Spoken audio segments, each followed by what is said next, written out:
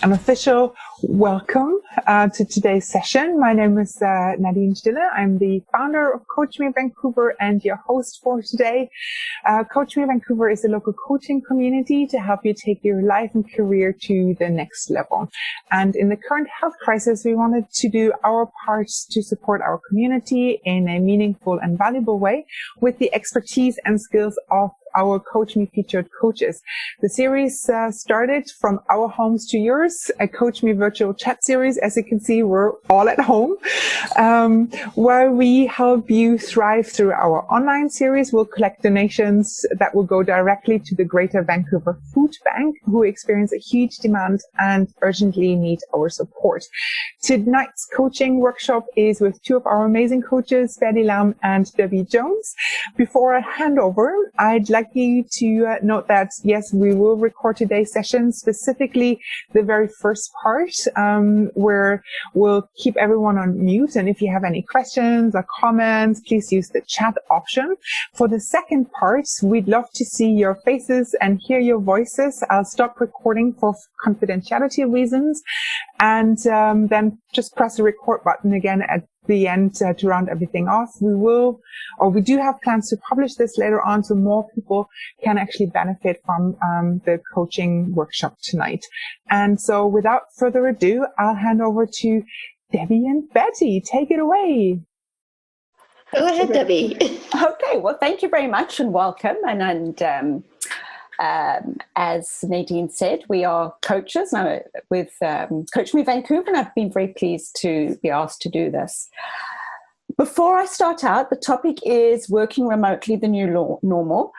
It's none of us know the answers. We're all learning as we go. We're changing as we go. So please, if there's anything you've learned in the last few weeks, maybe you do work from home all the time, and we can all learn from that. Please jump in. This is not a session where it's experts talking and know everything. And I have to acknowledge at this time that it's actually a privilege, those of us who are able to work from home. There's our medical professionals, our frontline staff, our people who work in the grocery stores who do not have this option to work from home. So I did want to acknowledge that it is a privilege. We might sometimes be tearing our hair out and driving us mad, but a lot of people don't have that option. So I just wanted to say that to get started with. So, so hopefully you will leave here with a few tips and hints. And this is our new normal. So thank you. Betty. Yeah, so I'm Betty, and I'm also very privileged to be here today to have a little chat with you and share something with you. And also we'd love to hear what you have to share as well, because we're learning from each other, right? There's absolutely no right or wrong answer. If there's any question at all, anytime, be happy to answer some of those questions for you. We may even ask one of you to answer the question for us, because we don't know everything, right? So know about that too. And so happy for you to, take some time tonight to be with us. I know this is, a difficult time for a lot of people. And as Nadine was saying earlier, close to 7 o'clock, you might hear a little clang, clang, clang, clang, clang. So be aware of that as well when we're close to that time. Thank you. So I want to start the session to sort of relax you a little bit. And all I ask of you is to close your eyes, to focus a little bit. And the main thing is do not snore, okay? So whatever you do, do not snore. So I'm going to ask you to sit in a very comfortable position right now and just close your eyes and be with me and be with yourself as well. Okay. So we breathe in together, in and all the way out. Okay. It is almost 9 a.m. right now, and you're about to go to a virtual meeting with your colleagues. Where are you exactly? Are you in your bedroom, your kitchen, or your home office? What are you wearing? Are you in your pajamas, your office wear, or your Sunday best?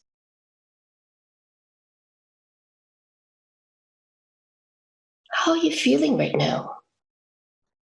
Are you feeling somewhat relaxed, uncertain, or usual, let's take a look at your energy level right now. Are you half asleep? Somewhat awake? Or, oh yeah, I'm ready to go.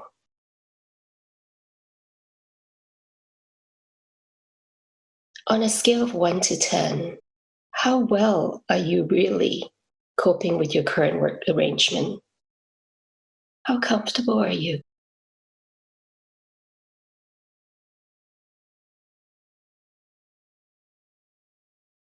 What is working for you right now?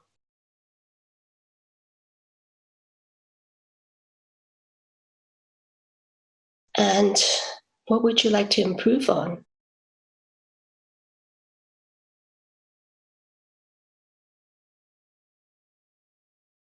Okay, the meeting is about to begin. So I invite you to breathe in with me once again. Really deep breath and let it all out. And when you're ready, feel free to open your eyes. I'm going to pass now over to Debbie, and Debbie is going to give you an idea of her perspective. So what's it like to be working from home, some of the best practices and so on. So take it away, Debbie. Thanks, Betty. And to put it in context, for those who don't know, my day job, I'm an HR manager. So I'm seeing it from both sides, from both myself being working from home, which is new to me, as well as seeing it from the company I work for. And it's interesting, there was a study conducted recently, I'm presuming pre-COVID-19, by one of the leading recruitment agencies. And it said that one of the top things people look for when they're looking to make a move is the ability to work remotely. And at the same time, so many companies have been hesitant to allow people to work from home. They've spoken about, there's a lack of collaboration. There's no sharing or teamwork. There's no team building. And then, of course, COVID-19 happened. And all of a sudden, a whole chunk of us who are not used to working from home are suddenly put into working from home. And thanks to technology, we found that a lot of those concerns were null and void. But still, it is new for us, or for a lot of us. And I'm assuming that we're still finding our feet here. So we're living the dream at the moment. We don't have a long Vancouver commute. Our commute is a minute from the bedroom down to the kitchen and then to where we have our workspace. But it is a huge transition for a lot of us. And I think some people are underestimating the effect it's having on them, because it's not just working from home. There's people who now have children from home too, and they're trying to juggle being a homeschooler and a parent and trying to get a job done as well. And like any major change in our life, it does have an impact. We've changed our routine. There's perhaps unrealistic expectations from our bosses. I know a lot of companies have been forced to do some temporary layoffs, maybe some permanent layoffs. And it means those of us left behind are perhaps having to pick up more work. So we've got that added stress as well. We've got the work overload. We've got the family overload. We're seeing our family 24/7. We're not used to that in many cases. And we're adjusting to a whole new work culture. We're trying to figure out where we're working. We might be sharing a space with our spouse. There's people sometimes who only have one computer in the house, and you're trying to decide when you have it, when your partner or your housemate has the computer too. So there's a lot we are dealing with. It's actually called, it's one of the things that come under professional transition shock, just like starting a new job or getting promoted. It is a huge change. And it can lead to stress, loneliness, a sense of isolation, as well as being overwhelmed with all of that, plus on top of everything else, everything we're hearing in the news, everything about COVID, And my goodness, what happened on the weekend in Nova Scotia. Terrible, terrible. But anyway, so back to the working remotely, what can we do? And just to throw a few questions out there, I'm not asking for an answer. It also sort of links in with Betty's visualization. Who are you when you work from home? Are you finding yourself a different person? And are you surprised at that? So just keep that in mind. So to me, you need 3 skills to work from home. You need, and when I say work from home, teleworking, working remotely, it's one and the same thing. You need self-discipline. You need excellent time management skills, and you need enhanced communication skills.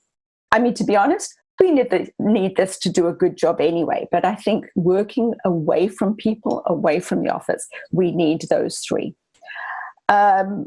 And we don't know whether this is going to be for the next couple of weeks. We don't know if we flatten the curve, we're going to be back to the office. I personally feel that our work life has probably changed fairly drastically. I think companies are going to look at downsizing office space because they can. Hey, because we can have all our people working, or a lot of our people working from home. You only need to see them in the office occasionally. So it's good if we can get these habits, keep these habits that we've already got, because we do not know for how much longer we will be doing this. So I'm just going to throw out a few questions and give a few tips. I mean, the first one is, do you have a plan for the day? When you get to your workspace, do you know what you're doing for the day, for the week, for the next month? I think as humans, most of us do thrive with routine.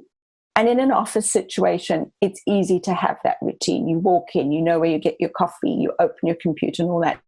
And I think it's very important, even at home, working sort of more isolated, to have that routine. Are you able to set goals for yourself? Are you able to stay productive and focused? It's very easy to get sidetracked when you're at home. You've got nobody breathing down your neck. You don't have co-workers looking at you. And you have things you like to do right next to you. You have little people perhaps around who want your attention. It is difficult, but it's setting goals for yourself helps with staying focused. Take regular breaks.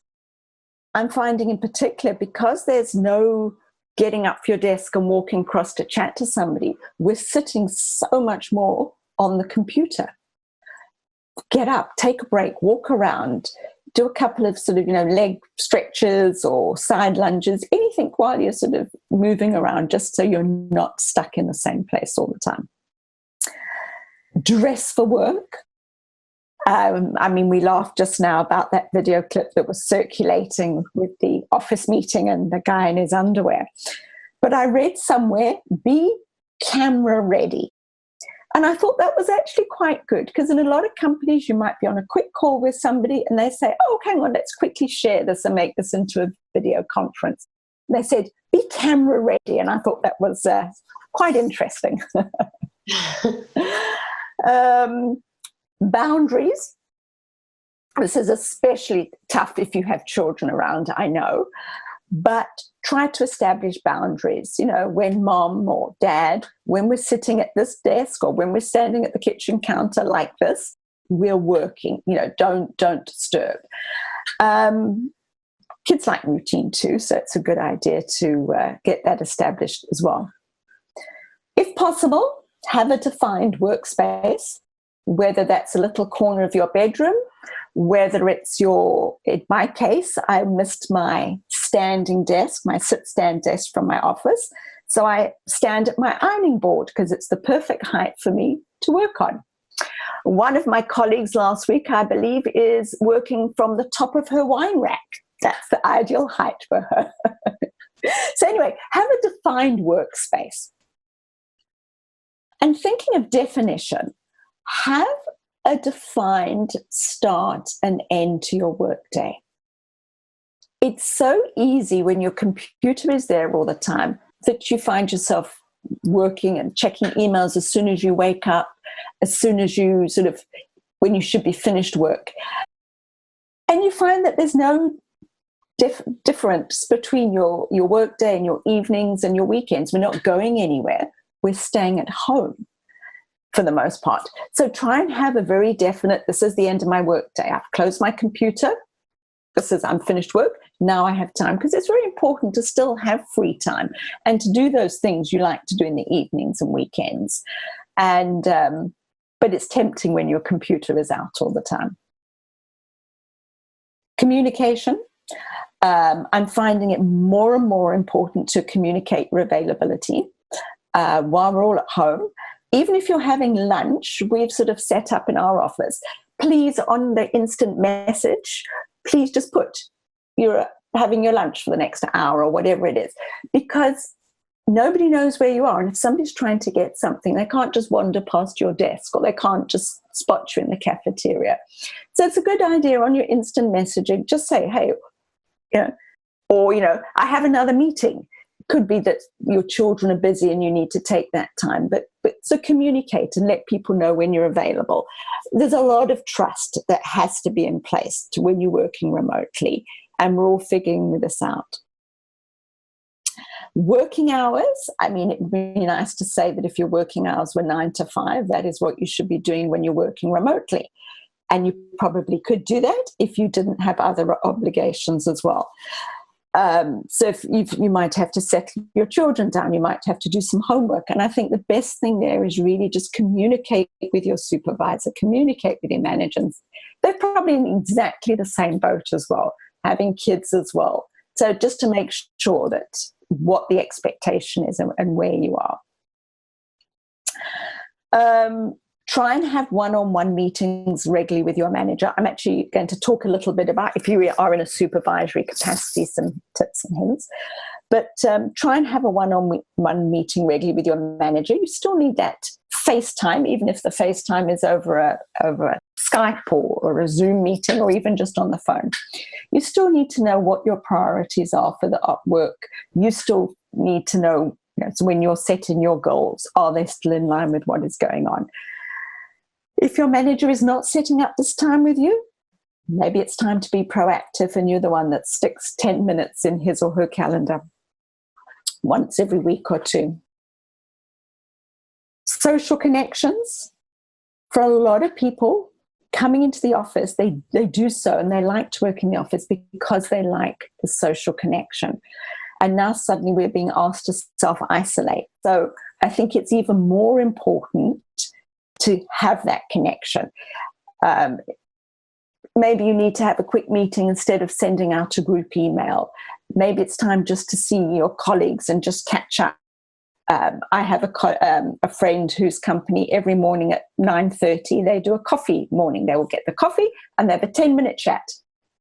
It's all on Zoom or whatever platform they use. But it's just the equivalent of standing in the cafeteria.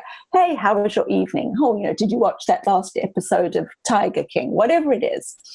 So it's having that social connection. And if your team isn't, maybe it's a good idea to volunteer for that. And not just work as well. Social in the evenings, you can't, maybe if Friday afternoons was time to go and grab a drink or a cocktail or a mocktail at the end of the week, there's nothing wrong with saying, hey, we'll do this on Zoom. Go and grab your drink of preference and we'll all get together and have a chat. Social committees should be sort of, in some companies they're organizing remote general knowledge quizzes and things like that. It's still very important to maintain that connection. We're still part of a team. We're still part of a big office. And I just want to sort of add there in terms of social connection too. Loneliness is a big problem for a lot of people. There are a lot of people who live on their own, and now that they're not going into an office, don't see anyone. And so, if you haven't heard from your colleague one of your colleagues for a day or so, be the one to reach out and just say hi. You never know what their personal situation is or what they're doing. So I think this is a good reminder, if nothing else with COVID, is to be nice to people and to reach out to people. Maintain a positive outlook I know this is easier said than done. Some people just are naturally more positive. But I think if we can practice happy habits, things that make us feel good, and if that's going for a walk or going for a run or sitting outside just admiring the view, it could be journaling, it could be practicing gratitude, it could be mindfulness. Anything that's going to increase your positivity is going to help you and anyone around you, your family and your co-workers, come through this time in a good spot. And then another thing I wanted to mention is now is actually also a good time to learn something new or sharpen your skills in a certain area. Maybe you have commute time that you're now thinking, what can I do with? Hey, there's nothing wrong with sleeping in, but maybe you want to use that commute time in the morning or the afternoon. There's so many online courses. A lot of them are free these days. You can go and visit an art gallery for free. You can go wander around a museum. So there's a lot that can be done when you don't have a commute. So we need to see the upside of this as well. And if I have a few more minutes, Nadine? Do I have a few more minutes? No, you're already running over. I know. Okay. I was like, where do I cut in? I know we were talking about it earlier. Just to let you know, I know we haven't talked about this earlier, but I actually came across an article on loneliness, and I posted it to the LinkedIn profile of CoachMe Vancouver. So I put the link in here as well. I think it's very important to have that there as well, on this connection part. Are you kind of just in coaching terms, bottom line, the leader part? I just wanted to say, you know what, if you happen to be in a position where you are a people leader, this is a really critical time for you to step up and make sure you maintain that connection with your team.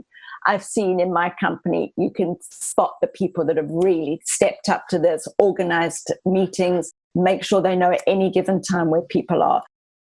So make sure you do that, set expectations, lead by example, and be flexible as a people leader. You might not have kids at home, but maybe somebody that you're working with does. And I'm finding that you have to be flexible with everything and regular connections. Okay, that's it. Great. Good bottom lining. Thank you, Debbie. Yeah, I think it's over to Betty, isn't it? Yeah, it is. So I'm just going to share a few things from an entrepreneur's point of view or perspective. I love what Debbie said. They were all really, really excellent points. So I'm just going to add a few things here or there kind of thing. So first of all, I just want you to know that we're all different, even though we may all call ourselves entrepreneurs. We are all different. We all have different working habits, right? So this is just one person's view. I started working as an entrepreneur since 2011, and it was quite a shift. So I can see what people are going through right now. It's not easy, my goodness, to change from a 9-to-5 job to like working from home. And my life is still shifting, and I'm still learning to find that sweet spot. Once I found it, I go, oh, maybe that's not enough. I got to find another sweet spot. So again, each day is different. It really depends on what I plan to do or who I want to meet. But there's always some kind of, I would say, constant self-reminders is really important to really know how to prioritize my work, be creative about it, and really find that balance, as Debbie said earlier, and have fun, right? There needs to be fun at some point in your life, even if it's a work life. So some of those things that I'd like to add on to what Debbie said, for instance, she talked about the basics. For me, it's important to really set up the home office dedicated to work, as Debbie said it. And it's also equally, if not more important, to have it far away from the fridge.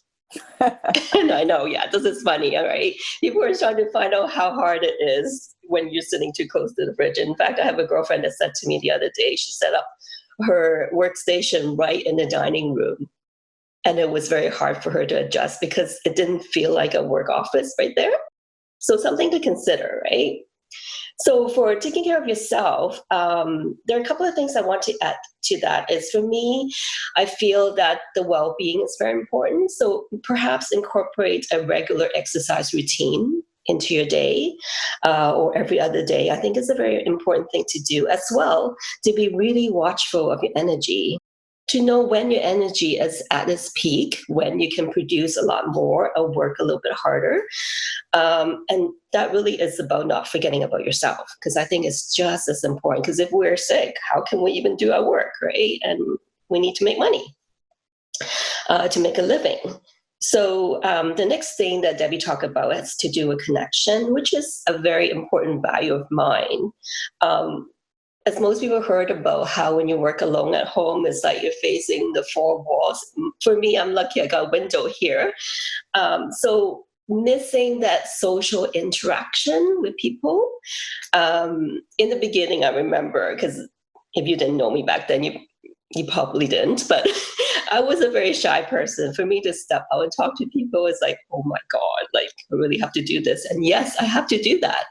So I have to create my own ways of interacting with people. So pre-COVID-19 days, it would be like maybe writing to someone or calling someone and go, hey, you want to go for lunch? Could be friends, could be a family member, or could be a colleague, or could be a business partner, whatever it is. Just get out there. Just get out there and socialize with people and just get to know people, not just the people you have already known, but really building that new relationships. Hi, Amelia. So, so how is it different now from during the pandemic time? Just want to share that a bit. For me, it's not a whole lot different. It's quite the same. It's just things are packaged a little differently. So for instance, if my exercise routine was to go swimming, there's no way I could go now. So I had to figure out a different way to get my routine in there. And commute. I don't have to commute anymore. I don't meet someone for coffee anymore. So that actually free up some of the time that I could spend on other things that I love to do that I never thought about it before. But online interactions is still very important. And I feel that right now I rely a lot on that. Even seeing clients is more like online rather than meeting that person right here in my home office. Great. Thank you very much for tuning in. Stay healthy, everyone. And I would say see you soon. Maybe one of the next meetings. And thank you so much. Thank you very much, everyone. Thank you so much, everyone, for your time and energy here. Yeah. Thank you. We'll see you again, hopefully soon. Thanks. Thank you. Bye now. Bye. Bye.